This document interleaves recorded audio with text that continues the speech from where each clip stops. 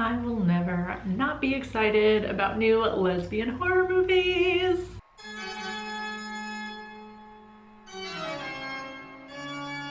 Hey there, creepy peeps. I'm Nightmare Maven. Welcome back to my channel. If you happen to be new here, welcome. I talk about horror movies, books, all spooky things all year round. So if you end up liking this video, you should definitely subscribe. As you can tell from the title of this video, I'm going to be talking about the movie Attachment, which hit streaming this year. It's been out for a little bit, so this is going to be a more spoily review. I'm not going to straight up just talk about the ending and all the details about the ending, but there will be spoilerific details. Attachment is the feature film debut of Gabriel Byrne Gíslason. I don't know if I said that right, and I'm so sorry if I didn't. The movie follows Maya, who meets Leah, and the two hit it off immediately.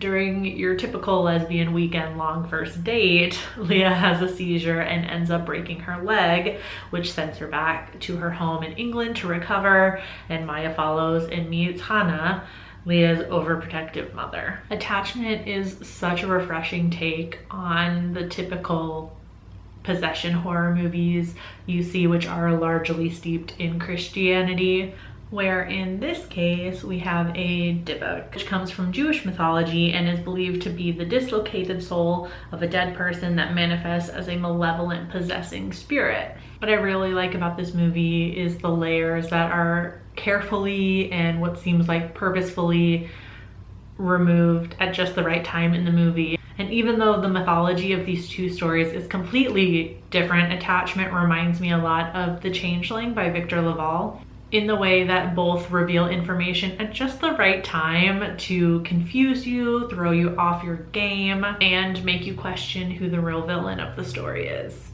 And in that sense, this movie was right up my alley. Maya is the perfect character to follow for any non-Jewish viewers watching the movie, as her religious beliefs, if any, are not revealed or talked about at all in the movie. So she's kind of this blank slate character for those of us watching that aren't Jewish to follow along with and relate to her in the sense of not understanding Jewish practices. Like Maya, we're immediately suspicious of Hannah, Leah's mother. She's giving Munchausen by proxy when we first meet her, and that's before Maya starts finding evidence of some sort of ritual Hannah is performing in Leah's apartment. I suspect Maya's discovery of what looks like salt in the corner of Leah's room and like the lit candle at night might be meant to look scary for most viewers. At least in the case of those things, I can thank my own spiritual practices for at least kind of recognizing that it was probably some sort of protection thing. But it still worked to freak me out because then I'm wondering throughout the movie, protection from what? And also it frustrated me as soon as Maya just starts touching the things.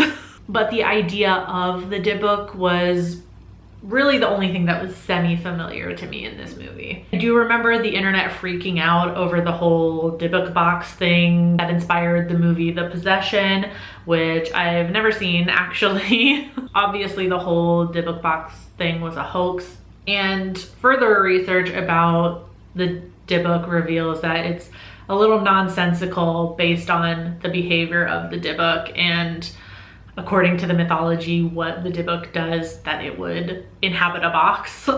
But the way the dybbuk manifests in Attachment is so scary.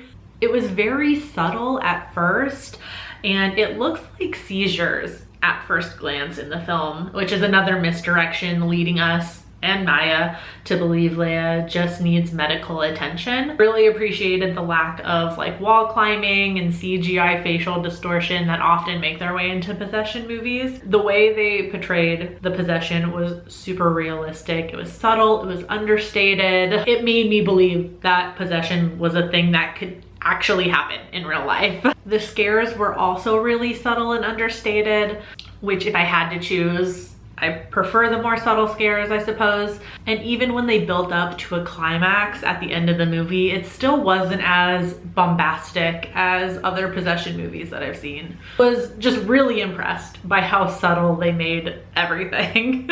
So if the aim was to make possession look like something that can really happen to a non-believer, then bravo, I'm a believer now. Like, the set really added to the scares as well. All that old dark furniture makes the shadows so much deeper at night. I can't imagine being woken up in the middle of the night by strange noises in that house.